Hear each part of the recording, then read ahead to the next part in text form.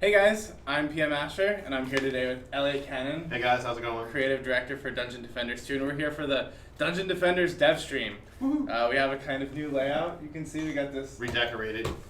couch is kind of comfy. It's the Dungeon Defenders Liquor Lounge. The Dungeon Defenders Liquor Lounge.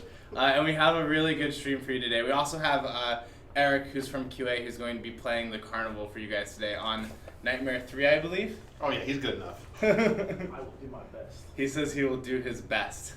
Oh man, they're saying Elliot hype. You ready? I'm not running for president, man. We're just making a computer game.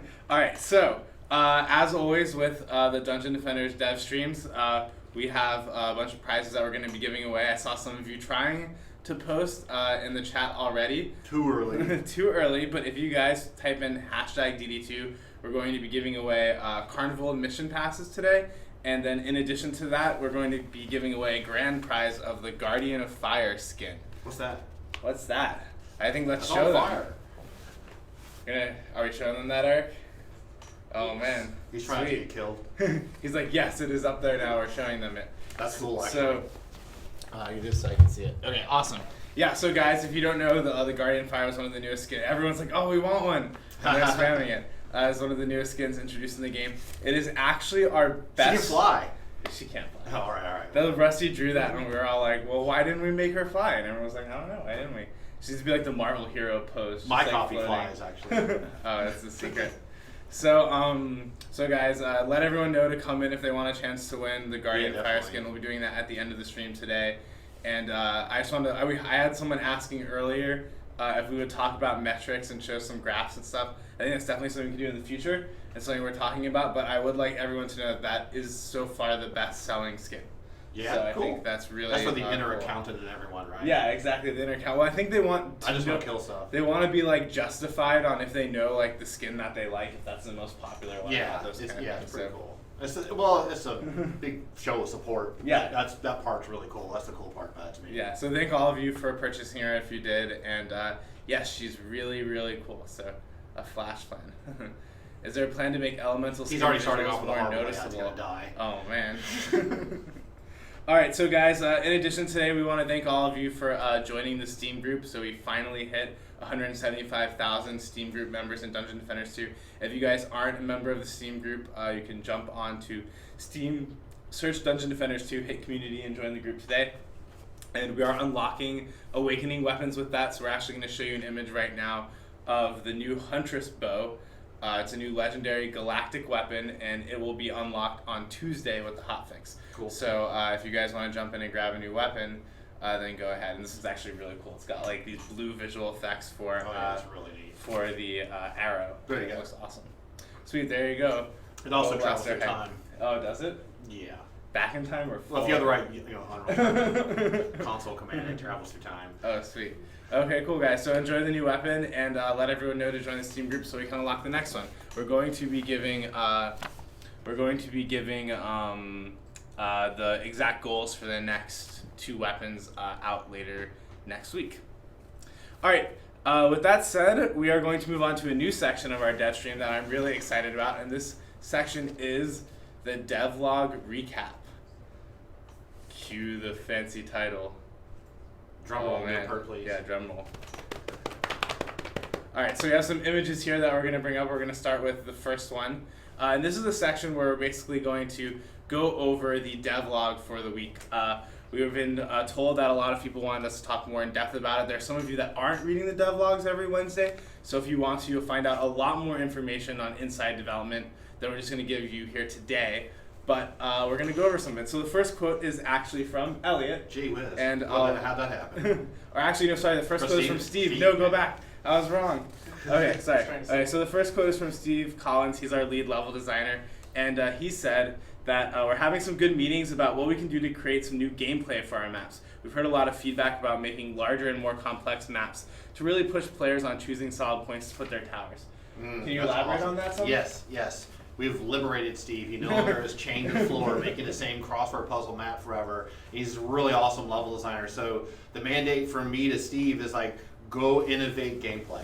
Like come up with new layouts that are very different, moving carts, things that warp around, stuff that's really different. And let's try a bunch of cool white boxes to see what really resonates.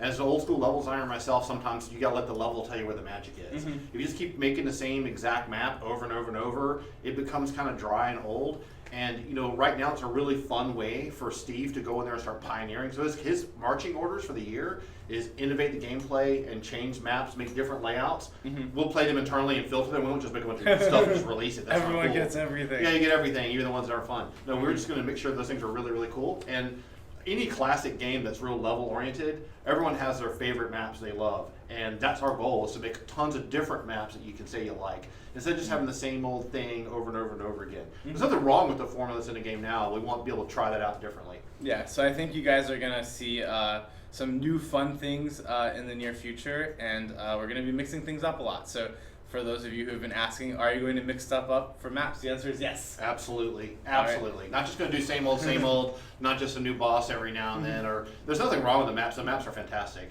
But now you've got your skill set built up. You know how to play that kind of a map. Now we're going to make it where it's more challenging, and the map presents different puzzles, present problems to solve. All right, time for a devlog recap 2. Let's go to this one. Ooh, your queuing monkeys are slow. I know. All right, we'll see. All right, so this is a quote from you, actually, and this one crap. is, although we're pushing forward with our 2016 plans, we're not forgetting about the things you've been telling us. Absolutely. We're revising many aspects of the game to remove excessive complexity and convoluted systems that were awesome experiments last year. And long paragraphs. But buried the fun too deep in the mud, especially pets and how you level your heroes. We're working towards less grind, better balance, better role definition, more fun, and more ways for your skill and smarts about how you play to shine as opposed to a single answer. Oh yeah, that stuff is, there's so much there, and you know how I am, I'll start talking, I won't stop, but let me just try to highlight a couple of quick things there. We're experimenting with account leveling. We're trying to change the way you get characters to 50, so you don't have to grind and grind and grind. We add new heroes to the game, and you had to grind them all the way up to 50 over and over. It gets old. We want you to start working on getting those characters geared, and so you can start working out the builds that you want to do. You want to modify the game so that the different builds that are there do work. There isn't just one answer all the time. That's one thing. There's like over 80 really, really awesome, cool, charming pets that have been made last year that you guys made. They're really neat. But a lot of them are kind of buried underneath the mud of the whole pet system.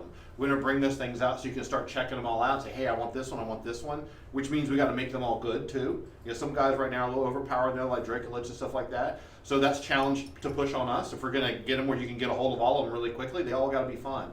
And the thing is that all the content you guys did last year and put together is really, really strong. It just needs to be just tweaked and pushed a few different directions to get into the hands of players so they can do stuff with it. So that's kind of like my big theme. It's like there's all this magic fun, take the dirt and the dust off and get in the hands of the players in a way that makes the game more fun. So yeah, there's tons more in that paragraph or whatever. There's lots going on. So we're really trying to keep that a theme across the board, is get into the players' hands to have fun. Yeah, and now we're going to get to, so that's a lot of the changes we're making this year, but now for probably the most fun devlog recap that we're going over. This one was from Daniel Diaz, and it says that he's doing a visual test for a dungeon level. Yes. So can you tell them more about how much can I thing? tell? A little bit. A little bit. Hints. We're going to do a big reveal next stream. I mean, between Jordan and the other art team guys, the Diaz brothers are real magicians with world building and level layout. And they take stuff that's blockouts that look really bad, and they turn these things into these wonderful magical locations. And I can say that with confidence because I'm a hardcore level designer myself. They're going to go back to some classic maps, which they've already done. And we've already got them brought over into what we have now. And we're playing them actually right now on the floor with the Abyss Lord. There's a playtest right now happening in some of those classic maps. And so we're thinking about, this is really cool. Fans would love that, man. That would be awesome. Give them something really cool to play. There's tons of maps that are already there. So we're going to let them run with it. Yeah. Go for it. Why not? And how fast did they put this visual test together? This was like a week? I think it's like less than a week. Less than a week. I mean, even this carnival map, because they were really under the gun. Yeah. Because as soon as I showed up, everyone started panicking because I'm trying to make people do stuff 5 times faster than humanly possible. Let alone the fact that I talk 5 times faster than people would normally do. These guys got this whole map here, the carnival map, arted out at lightning speed, and their savvy, their skills really show, because what they've done already with these classic maps that they've done really fast, it's really good. So I'm really excited about that. That's going to be really cool. Awesome. And now I don't know how all this slide will go over, but we're going to do a quick recap of some of the comments from the thing. So this first comment says they want you to run for president. No. No? No. I'm not running for president. Just want to make the game cool. I'm a hardcore gamer, and I'm playing it too. I'm playing lots of games, and I want it to be about that. I've always kind of been that way. Even back in the old Unreal Tournament days, I'm not some guy that's going to give you a bunch of eyewash, fluffy statements. I'm going to tell you what a gamer says to me. That's what we want. We want the game to be fun for the players. So. And the next comment says you wrote a book and talk a lot. I'm like really excited. I'm like a big kid, man. I'm like an older dude now, but I'm a big kid at heart. I get really excited when we start talking about stuff that's fun, and so yeah, I'm really passionate about it, and it's for the players. I mean, at the end of the day, that's the only reason we're doing anything is for them. And then the last comment is challenging to read, but I wanted to include it on here because yes, we are. It is in Elliot's post, so if you guys go read the full devlog, you'll find out more about PS4. Is also what MW3 Rex Drago is just asking right now. So the Carnival and our next patch are going to hit PS4 at the same time when the patch comes out on PC, and we'll have more information for you soon. So stay tuned. And guys, sorry, I'm just pulling quotes from anyone. So anyone who comments on the next dev stream, our next devlog, you'll have a chance of getting your comment posted here too. All right. Including the inflammatory, horrible, mean, nasty comments, right? Including those, any of them. No, in reality, you want to hear what you actually have to say. I mean, you can say, hey, that sounds awesome. What do you really mean? And we can explain more details. Exactly. I try to tease stuff in the devlog, but it's not a trick. It's actually real stuff we're really doing. All right, so people are asking when the Carnival ends. It ends with the next patch, which we don't have a date yet for, but we'll give to you in the near future. Yeah. All right, so with that, let's go to our first look clip for Defender medals. Ooh, no one knows what that means. I've done that twice so far. Oh man, that gets to shoot. Who set these loud monkeys? So, what are Defender medals? Okay, so we want, we're gonna put new heroes in the game. We want to expand the hero library. We want you to have a way to be able to get them, right? So the right way to do it is to give you a way to earn them. I think pretty obvious, right? Yep. So, and the way we thought about doing that, what would be the cool way to do it? This is a competitive game, right? You're playing, this is like a PvE-oriented game. It's competitive in the sense that you want to be good and better than your friends, or play with your friends. You're trying to do the best you can. We want your way to earn the new heroes, or you can just flat out buy them if you wanted to. The goal behind that is not to like milk it and stretch it out and make it some ridiculous long grind where I need 35,000 of these emblems. It's not fair, and I'm just going to buy it now. Because I'm not a free-to-play business dude. I'm just a gamer. So from our perspective, what we want to do is give you away. Let's take a step back real quick. Okay. Can we show them the Abyss Lord Defender medals? Oh sure, yeah, go for it. Let's go here. All right. He's now they kobolds right now, so you now they might get it a bit. All right, so this is gonna loop. This is gonna stay on while we talk about Defender medals. So sure, you can continue to elaborate. Yeah, so we want to give you a way to earn them, right? Earn them or buy them or whatever you want to do. And so we're breaking it down about two ways. For every time you win a map, we're gonna give you're gonna get paid. Yeah. Every time you lose, but you get to a certain wave. You won't just jump in and lose the first wave. That's not cool. You get paid too. So you can earn them when you win, and obviously if you win, you get a lot. And if you lose, you get really close, like maybe the last wave or something. You still get something for your time because your time is valuable. I mean, it takes a long time to get through these maps. So, and you're trying really hard. Something goes wrong, you lose internet connection. You still need to get paid, because you're working towards a goal. And if your goal is to buy a new hero or some of the other things we're going to talk about today, because you'll be able to get all kinds of neat stuff. What if you just set the goals that are important to you?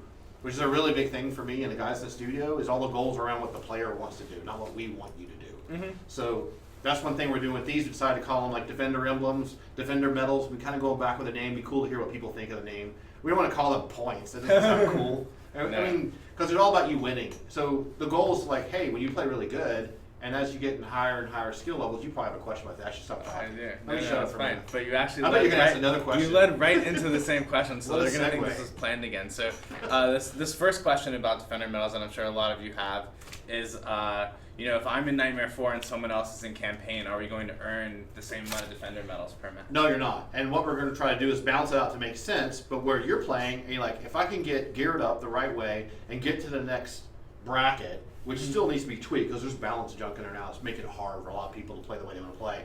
Then you can get paid more because that's your goal. I want to get really good. I want to have better gear and get good and earn more stuff, so my time is more valuable because I'm a smart player and I play good. And that's really the loop that I want to have happen. I want you to feel like I'm playing a game, I'm being rewarded because I'm really good at playing a game, and I'm doing the way I want to do it. It's all based on what I want to do. Not like there's a fixed amount and you must earn this and you divide it by how many hours it takes and that equals some number. And up front that like, gee whiz, this is 7 weeks. Like we don't really want it to be about that. We want it to be about empowering you to earn things if you don't want to buy a hero. And we want to provide people opportunities. Hey, I really love this thing, I'm just going to buy it. That's awesome. But that I really want the players who play to have it integrated in with their goals, what's important to them. Mm-hmm. So guys, we're getting a lot of questions. So can you buy hero slots with defender medals? No. But every hero that you buy with defender medals, you will get a free hero slot. Yeah, of course. Where would you go otherwise? Like this magical basket. He's behind the sofa until you come up with enough wins to. Yeah, that wouldn't be cool. I mean, you're gonna buy a hero, you're gonna be able to use them right away. Mm-hmm. So absolutely. Yeah. So in addition to heroes, or earn the hero, and this is the question people are asking.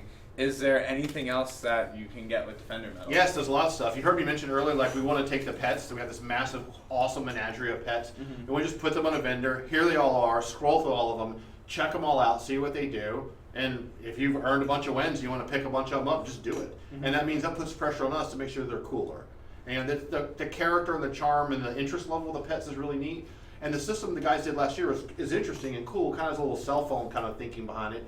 But we want to get it to your hands. It's like, I want to get a bunch of these cool pets. I like this one. If we have one that's overpowered right now, like Drickolich, and we want to fix that kind of stuff. We're going to fix them? Yeah, I mean, it would be not cool to not do that. So we want to do that kind of stuff. The other thing is the progress gear, which is some new thing we want to try, which kind of no other game's really done it this way. And I think it's a really cool idea. We've been working out all the details of how it could work in a fair way to supplement the RNG chase. Right now in the game, you really need X to do Y. You know, play Nightmare 4, you need X. That formula's too tight. We want to be a situation where, like, my personal play style works and I solve Nightmare 4 my way with my heroes using the gear build that I wanted to do, not the one that's the only answer to the crossword puzzle. So we want to allow to have gears that gear sets you can purchase incrementally that particularly allow you to get those pieces and earn them to supplement the pieces that aren't dropping for you. Awesome. Confusing, huh? Not confusing. I think people get it. So, guys, there's basically going to be a way where if you played and like, oh, I didn't get what I want, you're like, oh, I played enough to buy it. Yeah, and there'll be set in a progress system where you get the first weapon, and say you want to get a weapon, say you want to make a new huntress, right? You want to be all that DPS and destroying things, right? And you want a new bow, and you're not getting the bow you want. Well, we have you get the first bow, trade that in with some of the emblems for the next bow, the next one. So if you brought a new hero and you already have a full deck of guys who are already totally rocking it, Nightmare 4, we don't want you to spend 9 months getting the new hero caught up. That doesn't seem fun. When you're like, I'm going to work on this guy for the next couple of weeks and get him totally geared really quickly or over the weekend, kind of like just binge watching shows on Netflix. Just go binge do it and gear them up. And that's a play pattern that a lot of people that play games like to do. Like this weekend, I'm going to go do this one cool goal that's important to me. And then we're trying to fuel that. We're not trying to fuel a money-making thing. It's not really about that. Because RNG is cool. It's a great way when you get the cool surprises, the things you really wanted to get dropped and the things you really need. But a way to supplement that from time to time, you have a little bit more control over, is based on what you decide, I think is more empowering for players. I think we'll have fun with it. And I think some people are saying, is it going to be impossible to get these things? Oh, the progress gear? Yeah. No way. It wouldn't work then. Yeah, we'll just put them on there with such a high price you'll never be able to get any of them. You'll just be mad. You just go to forums and complain about it. No, the whole idea is to give you something like, hey, I got a new hero. He's level 50. I want to start playing him right away. He doesn't really have a lot of stuff. I want to get some good gear on him. I have friends that want to play now. I've been saving up some tokens ahead of time or the emblems. Yeah. And let me just get the weapon and a chest piece and a relic form and run with the pet I bought a week ago, and I'm pretty much ready to go. And so it's almost like in the old days playing PvP in Allfrag Valley. You go in there with your greens, and by the first afternoon, you got some of the good stuff going. As a way to talk about in relation to another game, So we want to give you a chance to be like, instead of going, oh man, I have to play the campaign and do all this stuff for like a week, and that's not fun. And so the goal is because we're going to add more heroes. It's going to be harder and harder for new people to catch up. And when people that are playing the game now, where it's like, it's so long to get where I want to be for my goal, I don't want to invest all the time in it. I want that to be about fun. So that's really the underlying thesis statement for the whole thing. Awesome. If you're already on the hero, we haven't got a new one yet. That gives you something you can spin your emblems on if you want to, or you can hoard them or whatever you want to do. So. Exactly. Sweet. So I think I answered every question you have. I think you answered a lot of them. Guys, if you have any more questions about the Defender medals, please ask them in the comments. We have one more question here, which is, will how you play a match affect how many Defender medals you earn? We really want to base it on like the did you win or did you lose? Okay. But we obviously can't make it where you just go on the map and tank and die and dive and like a bad boxer or something and a gambling scam. We'll probably come up with some way, we haven't set it in stone yet, where like you need to get pretty far along in the wave. I mean, and if you lose there, then you're still going to get something. We need to have obviously some thresholds. You just go in there and tank and lose, like the arena and WoW. You can just go there and tank all week long, and so we don't want to copy the other games that have those things in place that are really kind of like that's not really playing, but we want it to be worth your while. So when you win, it's like yes, and when you lose, like this one thing we didn't work. Let's do it differently, and so that puts a lot of pressure on us to tweak a lot of other things too. But that's a good challenge to have. So sweet. All right, guys. So with that, we are going to move on to our first look at the Abyss Lord, and we have a video. Everyone's super excited for this. he's still destroying stuff in the carnival. So press the button, dude. No, he did. You gotta look over there. You gotta love that crystal card. All right. All right, guys. So we're not going to show you too much of the Abyss Lord today. We are going to show you. We are going to show you one of his minions, and we're going to talk a lot about him. He doesn't have the electric guitar that we. I know, right? All right, so we're going to be talking a lot about the Abyss Lord today. A lot about his character. A lot about where he came from. A lot about who he is and how we're doing characters in the future. And then we are going to soon show you a clip of one of his minions, which I think you guys are going to like a lot. The Colossus. Oh, we are gonna. So we're gonna show the Colossus today. Cool. And then we are going to have a little bit more. So okay, let's go in. So why the Abyss Lord first? So our first hero. Well, you probably remember me saying in January, we started off thinking like, hey, what should be a cool new hero? You guys were doing a MOBA and had a bunch of heroes before. Some of them are pretty cool. Some of them were okay. And there's the DD1 characters. Some of them are really cool. I mean, they're really good. And we liked how the original summoner kind of moved. Yeah. And that was kind of the inspiration of how he moved. We didn't want to just take the summoner from the first game, which is different camera and overhead views and things like that, and just kind of pay homage to the heavy metal aspect of the guy, you know, not copying bar for bar and song lyric for song lyric the same exact thing. So he was our inspiration. So the inspiration was the original summoner for DD1, and then we changed him and changed the costuming and changed how he moved. He's in third personality, moving a little bit differently. So that's where it kind of came from. The existing ensemble cast of characters are all these charming, happy, upbeat characters. We kind of want to put some kind of nasty and evil in there. And we're going to do all kinds of different characters because we want to branch it out a little bit. Not that there's anything wrong with the existing characters; they're awesome, but we want to add some more diversity. So with him being obviously tougher and cooler and diabolical and evil looking, and having the theme of summoning, we were willing to base the whole gameplay of this character around summoning things, but also interacting and thinking about where they are and where to put them and where to move them. And that's going to be a real key thing to his gameplay. It's very different from what you do right now. So this is the question hot on everyone's mind in the chat. What is the Abyss Lord's relationship to the summoner? I guess they used to hang out in the same bar together or something. I don't know. The relationship, I guess the relationship would be kind of like the first game was a cool sketch for what this guy is now. This guy is really kind of like, he sort of looks like him a little bit, he moves like him, he has some of the same things, but he's not verbatim copy. But he's close enough where you're like, hey man, that's like the other guy. Yeah. But he's really tailored to how this game plays now and how we want to take it further. So it's like, I don't know, it'd be like a Led Zeppelin band playing Led Zeppelin songs using Led Zeppelin. So, we didn't want to, I don't really like to just blatantly rip things off. I don't think that's cool and creative. But the original Summoner's a cool character. I mean, what's wrong with that? So start there and modify this guy to be cooler for this game. So he looks a little different. We have some costumes for him. He's different. Some of his gameplay is very different. So someone says he's the offspring of the Summoner and the Kraken. That's a good idea. We'll just put that on the tool tip. So what's the fantasy behind the Abyss Lord? Dan Haddad designed this guy, and this guy's pretty smart, as you know. And when we were talking, I was saying, Dan, we got to mix it up. We've got this crossword puzzle where there's one answer in the game now. We want to put new heroes in the game so people can play differently. It should provoke how you play.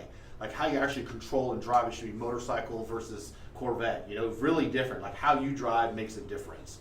And not just what gear you get. And so he's like, how about like an active builder? I said, well, what do you mean? So we went back and forth with that some, and he designed it out for a while. We went back and forth. And the idea kind of behind that big fantasy of the characters, yes, he's summoning cool, crazy, demonic-looking type of skeletal things, very skeletal themed. Like all the things are like bones and creatures like that. But at the same time, they're more about where does he place them and where does he move them to, and what does he do at the moment of truth when it's tricky. So he's actively involved in what's going on with his defenses, as opposed to setting them up around the crystal and leaving. Mm-hmm. And so he's not really like that. You don't have to babysit the defenses, but you're like, hey, this is happening over here. I'm going to pick these guys up and zip them over here real quick, but I've lost them over there now. So you have to make kind of hard choices of when to move him. So he kind of has this kind of like reactionary, pay attention to the battlefield kind of vibe, with the fantasy of I'm summoning all this cool stuff that's destroying things really quickly and handling a problem right now, as opposed to like set up defenses and just leave it. And so we wanted to try this active builder thing, and the next one kind of has some of that in there too, but we're jamming it up a little bit differently. So it's a cool experiment, and right now it's working out pretty cool. So related to that, what's the long-term plan for heroes and their roles? Right now we have the existing characters, and they need to have things modified about them too. We've been doing an audit of all the abilities and all the towers and all the enemies, not just to change it, because there is a lot of magic in there already. And someone like the monk, I mean, the guy needs some love, man. I mean, come on, he's a cool character, and there's a lot of characters that have like, why does he even have this one thing? I mean, Brett Norton could tell you about this for hours on end, a lot better than I can. And the good thing is we have the guys that built the original game working here. So, the original characters need to have roles more. And so this kind of hybridization. And the game was first built, it was just 4.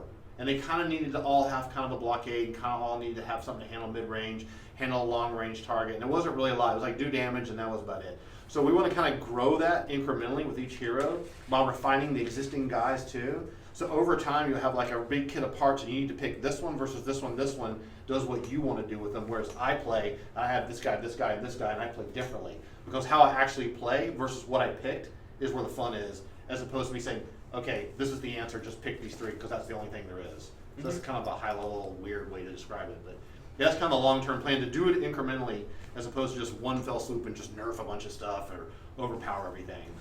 So with that, let's show them the Colossus. Ooh.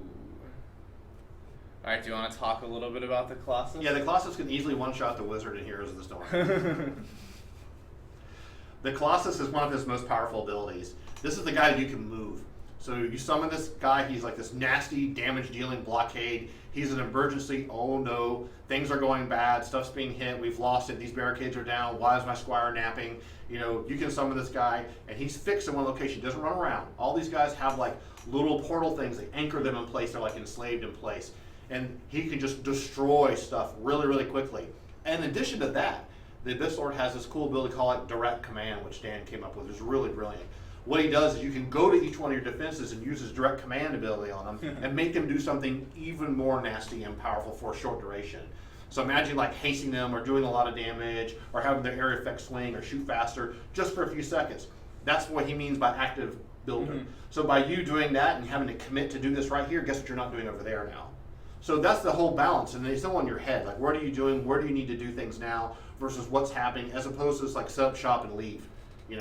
I mean, that's one thing we're trying to do. Want you to, how good you are at playing really depends on how good you are at controlling things like the Colossus when you use Direct Command and some of the other abilities. There are some fundamentals in there with him as well that are kind of like standard. You can rely upon this. You kind of know what it does, and you can do Direct Command and make them do extra special things. There's a few signature ones in there that are kind of like, if you're good at doing this, you'll be able to do a lot more with it, which we think will be more fun. And his attack patterns and his alternate attack patterns, do those play into this at all? They do. There's a lot of synergy there, but I'm not going to reveal all those details now. I got to hold something back.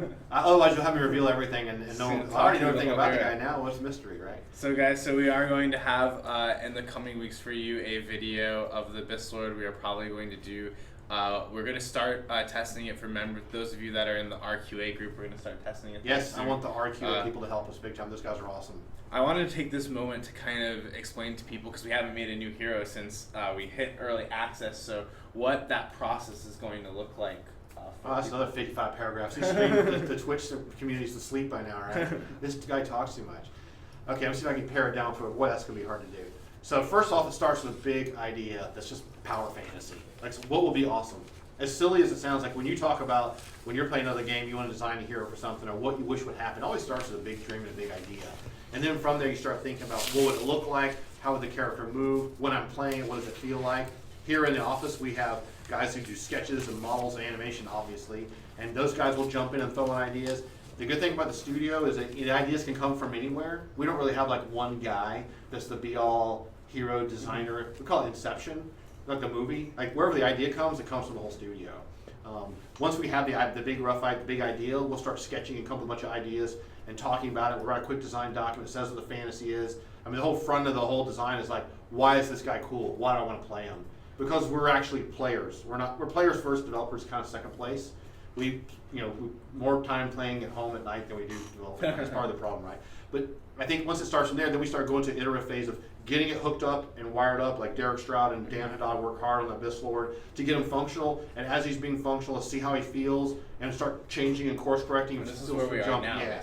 Right now, he's kind of like content complete, and he's being iterated on and jammed up. Like you can probably read my dev log. Right now, he's like here. He has to go to awesome. There's nothing wrong with the ideas, and we're not going to go off in a wild direction. We just want to tweak things like the radius, the range, the thrust. Yeah, it's just take it to the finish line. Tweaking the carburetor to run faster. So that's why with the heroes and how we're going to reveal them to you guys, it's going to be kind of slow. We're going to give you sneak peeks, and then we're going to have this awesome trailer. Once we've gotten him to the awesome point. Yeah, we don't show him with primer gray paint on or anything. Yeah, exactly. Cool. So guys, if you want to help out, contact Danny or Josh. We're going to get RQA on this soon, and there's going to be a lot of changes in the near future, but it's going to be really cool. So yeah, super excited. Yeah, I'm very excited. All right, so guys, remember, type in hashtag D2 in the chat. I know there are a lot of you now here who aren't here before. We are giving away a grand prize at the end of the stream, the Guardian of Fire skin for the Huntress. Which is awesome. So please stick around. Please type in hashtag DD2. And you also have to be following the channel Trendy in order to win. All right. Question time. Ready? I came with my notes. All right. So the first set of questions is a set of balanced questions. These are questions that have been hot on everyone's mind in the community. And the first one is, are you content with the fact that the mechanics that change the basic functioning of a tower are in the form of passives, which are rely only on RNG? Are there any internal discussions about shifting these passives over to some other system that's not as random? Content, no. I think the real key there is when you have a free-to-play game that's evolving, you're trying stuff. One of the things that happened a lot last year, which we've learned from, which is great because it's already been done, is try a really cool idea, put it in a game, and it just kind of stays there. And what really needs to happen is you put a really cool idea in a game, and the meta needs to change over time. And that's something that didn't really happen. And so, no, we're not content with that, and we recognize what's wrong with it. And there's things we want to do to fix it. But we don't want to just go in there and just rewire one diagram and say, yes, the light comes on now, that's good enough, and leave the room. We want to actually fix the whole network of the city. So that's where you have to kind of be patient, where there's bigger sweeping changes we're going to do to fix the whole city, not just change one light bulb. We're definitely aware of that kind of problems. You really need to have a series of kind of releases in something when you have a system like that to give it a chance to come to fruition and grow and see how people use it. And now we know how people use it. It just hasn't got the attention it needs to get changed. But rather than just fixing that one thing, we want to fix a bunch of things and learn from that. So no, content, no, definitely not. And the next one is also related to this one. So are you going to fix Frosty stacking and buff boost aura to be on par with the fixed Frosty in the next milestone? What are you doing to make other towers and non-Frosty builds viable in endgame? This is another one of these like force multiplier haste things that was kind of, this sounds really cool, let's put this in the game, but the way it's affecting things is like too direct and making things like, this is the only way to do it, it's the most powerful thing possible. I don't think in this next milestone that's in particular going to get fixed. Like I said, we're doing an audit of every single tower, every single ability, every single role, which is the right thing to do for the game in the long term. Not to make it where it's a completely different game, but to build upon its core. And stuff like this that was done last year is really strong, but it becomes like the only way now. And that's not good. I mean, sometimes it's great to have something that's the pretty darn good way, an outlier people play a little different, but Whirlwind Barbarian or whatever you want to call it, that's cool, but when it's so directly the best possible way because of a mathematical flaw, that's not good. So we definitely want to fix that kind of stuff. It's just going to take a little while. Because the big problem, I know you don't want to hear that kind of stuff, I'm just going to be honest with you. Because if we start snipe fixing every little piddly problem along the way, we won't fix the city. And so we need to find some things we need to fix right now, but a lot of big things, they're going to completely go away. So that's really the big trick, is if we just start reacting, fixing to all the little pieces along the way, you won't get what you want in the end. So, but we're definitely going to fix it, yes. And then a lot of these questions are going to get similar answers. So what about the Monk's anti-air towers? Oh, we gave him a shotgun. So now that he has the shotgun, it's not really a problem anymore. This is something with the audit with the characters. Like, those towers don't live long enough to do anything when flying enemies come in. Like, what's the purpose? This is useless. He's kind of on the, that's like in the useless column. I hate to say it. But, it's a cool looking model. It's a cool looking idea. So I don't want to not just me, we don't want to throw away cool ideas. We want cool ideas to get a chance to become better. So when we start refactoring all these different enemies and giving some guys some love and taking some things away from people that maybe don't deserve it anymore because they're mean and nasty, that's one of the ones that's definitely on the table. So all your heroes are going to be nerfed starting tomorrow. I was joking. But that's one of the ones that like really needs to be reworked with how it works the whole game and the lanes and the flying enemies and all that kind of stuff. Alright, so the next question is, do you guys plan to rebalance melee heroes and non-Huntress DPS heroes in harder difficulty game modes? If not, how do you encourage players to use the other 3 original heroes because everyone only plays You mean having a 330k health barricade and an 18k hero's not working out for you? Yeah, I mean, I think they mean playing during the combat phase. yeah, they have this, this brawlerish kind of combat, as Brett would say it. I mean, Brett and I were talking earlier today, and he's awesome systems designer. We got to get him to talking to people about this stuff to people too. But the way the melee set right now is just mathematically not balanced. It's like not viable. And there was cool ideas and intent last year. I went through all this old stuff and talked to people that worked on this stuff before, and we talked about it. There's a lot of really cool stuff that these guys did last year in this early access phase that just needs more time to get to fruition, and being tanky and melee and be able to dive into the pack never got that love. And I think it's a viable way to play. And I think that as we refactor some of the heroes over time, things like the Squire, he might be able to do that better. But like I said when I was just joking around a moment ago, I mean, the numbers aren't there. In Nightmare 4, you would be obliterated if you tried to do that. And that's just something that we need to make better. And it's got to be better in a way that's fun and balanced too. You can't change it to just be ridiculous overpowered. As a quick tidbit though, some of the designers got together and with Brett, they were figuring out a way like, how can we temporarily try a quick fix with a sphere, maybe boosting your health and things like that. It was actually pretty cool. With being a quick little baby fix, we might release that because I know the thing is really hard. You're playing the game, you love it, you want everything fixed. We're telling you all the cool things we're gonna fix, but you want to do it this weekend.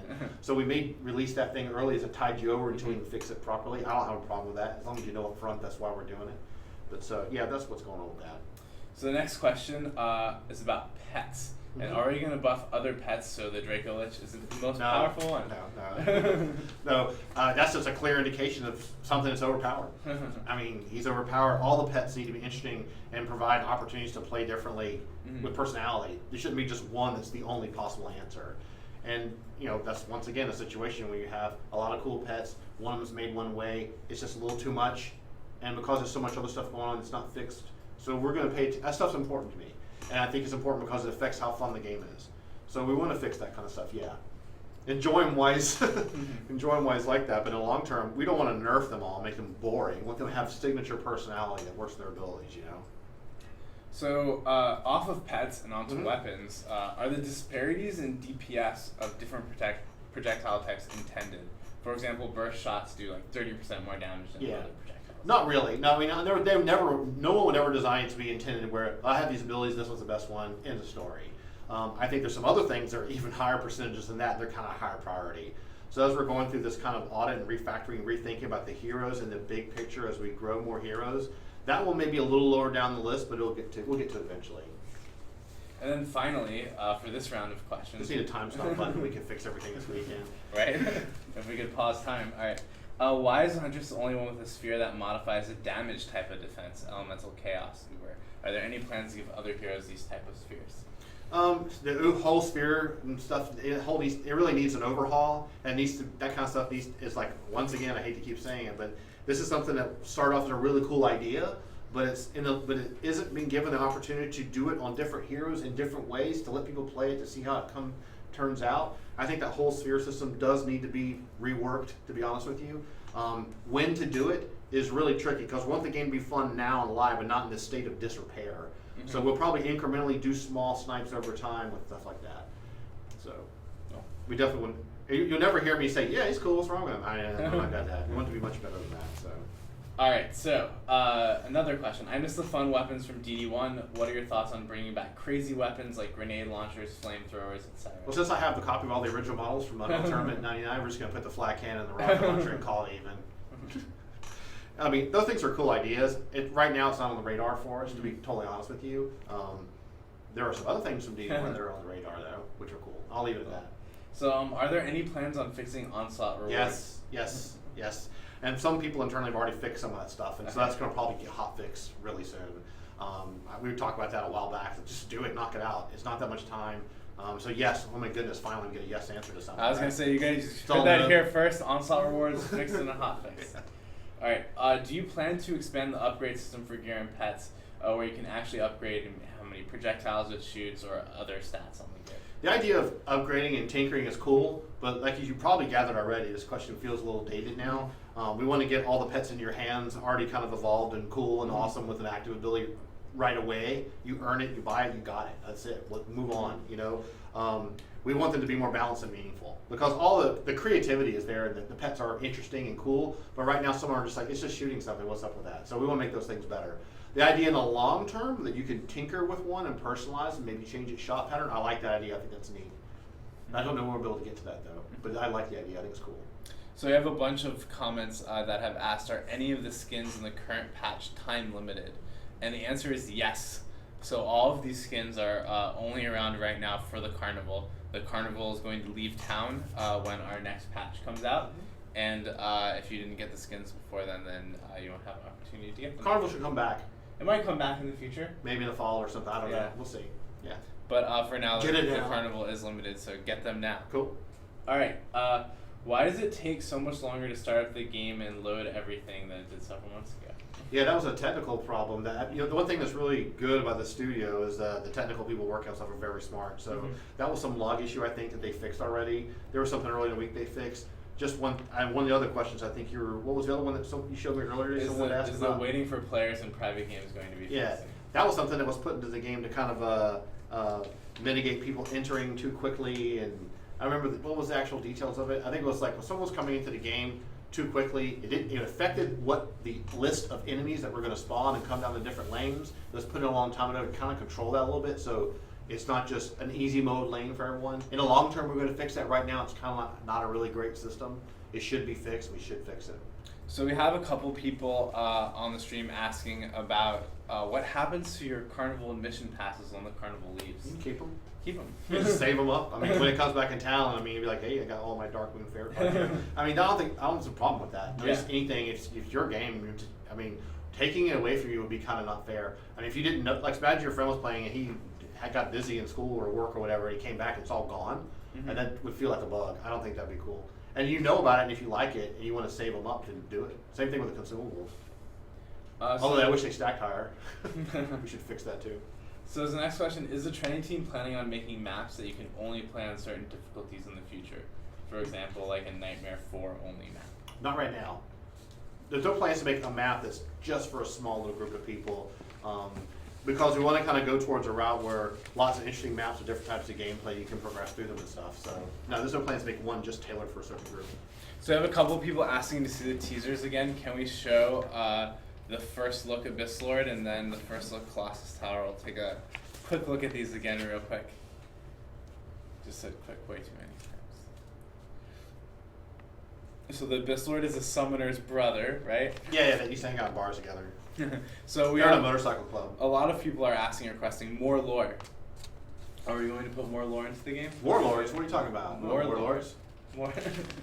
Story and lore always needs to be in every game, no matter what you're playing.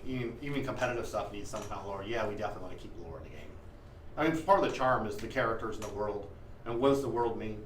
And as our team is expanding some of the other places in the world we want to take you to, that's another opportunity to tell more stories and stuff too. So yeah, we definitely expand the lore. And so we have a lot of question here, which is, will the Abyss Lord use a separate resource pool? So the answer is no. Nope. Right now he's doing a burn it down, replenish it, burn it down, replenishment management kind of a thing to see how that feels. I want to see how people like it. One thing about being a developer, we have a special thing we called developer goggles, where we pretend we're a player because we can do it at home anyway. And we try to test stuff thinking about that. But there's something really awesome about when you actually give it to someone who's actually just a player and have them tell you, it doesn't feel like it's fast enough for generation rate. I feel like I'm burning through mana too fast. So with a live game, you can tweak that stuff. So yeah, we definitely want to do that. But he uses the existing resource system, but it's kind of more being burned down and replenished by what you do with some of your abilities to give you mana back. So we have a question here from Roland Hazoto about Defender medals. And he's asking if they would be able to trade in items for Defender medals. Oh, I haven't played that currently, no. But I think the answer to that question is that Defender medals you're only going to be able to get it through gameplay. And when you play a map, you'll find items, but you'll also get Defender medals. So not a conversion rate for items to Defender medals, but you'll be working towards both as you play. This is very important. Will the Tavern Keep get more jokes? Sure, why not? We should add a new Yeah, joke why in. not? Yeah, why not? That's not hard to do. If you come up with a good joke, no one wants a dumb one. Guys, if you start a forum thread and make some jokes for the Tavern Keep, I will paste them in the we'll- game. That's yeah, what I'll you should put do. some in the game. I'd do that. I'll paste it personally in there, as long as it's not, mean. Alright, so are we going to be able to see all of the open matches? It's really frustrating to rely on the matchmaker and basically never be able to find a match. Yeah, Bryce and Dan have been working on a brand new matchmaking overhaul for a while now, and it doesn't per se include this Guild Wars 2 type map list browser shooter thing going on, but it gives you better ways to control which maps you want to play and put you into a bucket where other people can come play with it, and you can start it right away. It's much more definitive control of how you play the game, as opposed right now it's kind of like, I hope something happens, I'm not sure. But it's not per se exactly like that. In the long term, there's other things with, you want to have more control, like I don't want to play with that guy anymore, like, wow, that person's cool, I never met him. You want to add that stuff over time that all games need to have, to be multiplayer. But no, right now, that's not one on the list. And then the next question, also a technical question. Mm-hmm. Are you guys aware of the server stability and disconnection issue? Oh my God, really? Go tell me right now. Yeah, absolutely. I mean, I was talking to Rob Moore, our chief technical officer. He's old school too, probably been in the industry longer than me. And they had stuff that earlier this week that they found. These guys are, one thing I know people understand how this stuff works. So we spin up servers on Amazon. We use Amazon Cloud, that's cool to say, which is really, really strong. And what happens is we have a whole team of these Playverse guys, and that's like all they do. Is they're always constantly monitoring the server usage, how many people are playing, coming in and out. And they're not doing gameplay code or anything else. They're just managing this whole stuff, and they really know what they're doing. And anytime there's weird server stability issues or things like that, they're keeping track of it. Like with any live game, if you're getting disconnected, that could be a million things. I mean, I've even had Steam go down. Like, where it's up with Steam is down.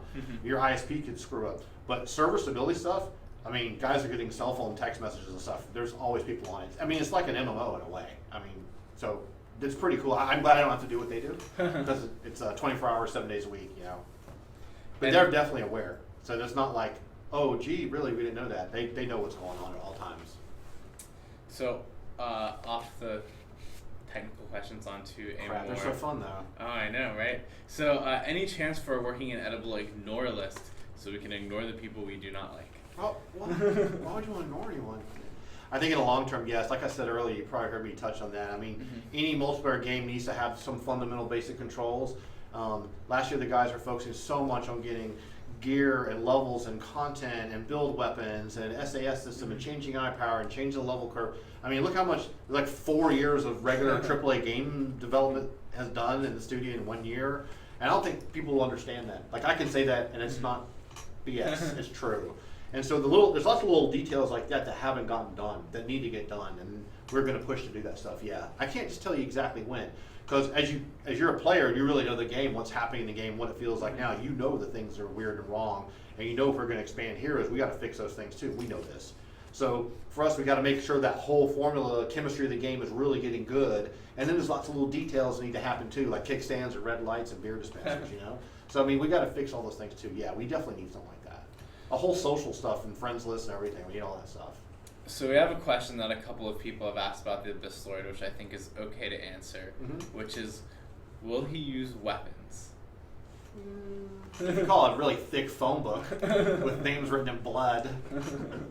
The Bible Black with Ronnie James Dio and Black Sabbath, right? He uses books. That's his weapon.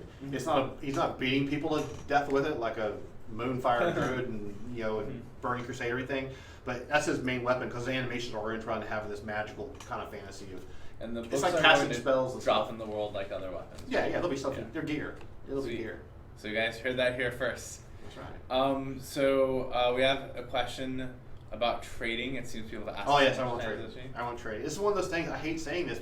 I mean, the good part is at least you know that we want to do this. Yeah. It's not like, oh, maybe we can. Yeah, we'll see. No. We want to do that. Yes. And obviously, we have sense to do it properly, where it's cool and robust and doesn't blow the economy out of. On those kinds of things, we decide to do that stuff. This milestone, these 2 milestones, we're going to do it properly. We're going to try to consider everything in advance that could go wrong. Study all the other games that have done it. That's how you do it right. And so, if we're going to do trading in the game, we would do it like that. We would never do some half-baked. Oh, I traded with you, and now I've got all this stuff, and it's not fun anymore. So, keeping the game fun a lot of times means adding some controls to it, so it's not out of control. And then No auction house though. no auction house, but yes, trading in the future. So people are very split whether trading would ruin the game or whether it'd be awesome. That's interesting. I think. But I think we would definitely execute it in It a depends way on- that yeah, it- preserved the gameplay of the game.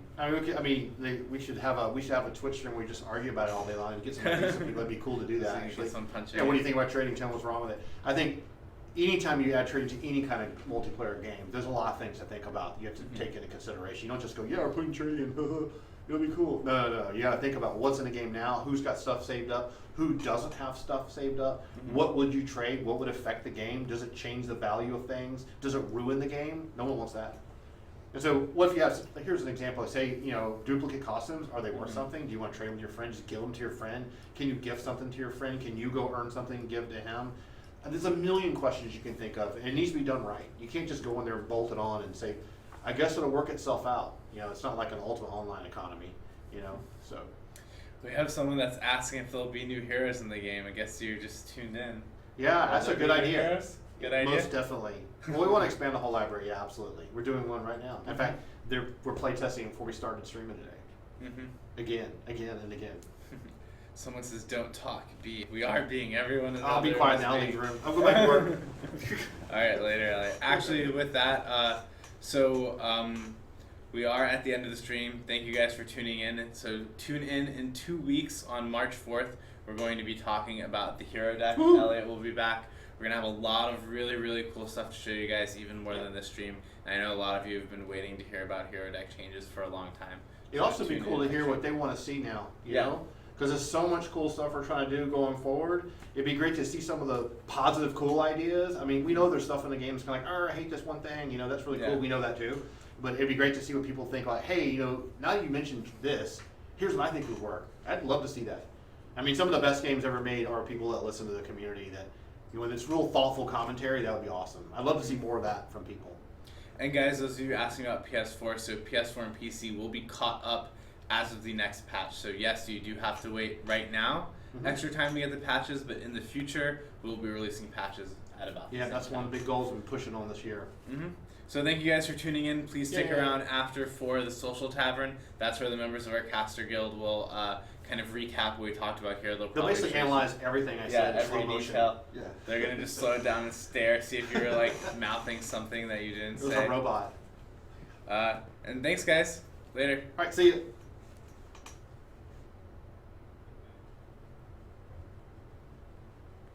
Back to work.